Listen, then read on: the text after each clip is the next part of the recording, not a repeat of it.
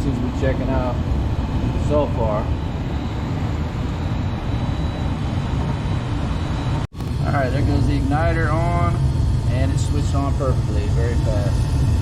So the igniter is good now. There's nothing wrong with it. That's twice I did it. Replicated that again. Make sure the blower and everything turns on.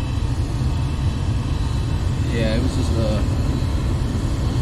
what it was is I think somebody had switched out this old one before and just didn't tie the wires down tight enough. They were a little loose. I retied it, it kicked right on. Got to keep people out of here playing with wires, you know.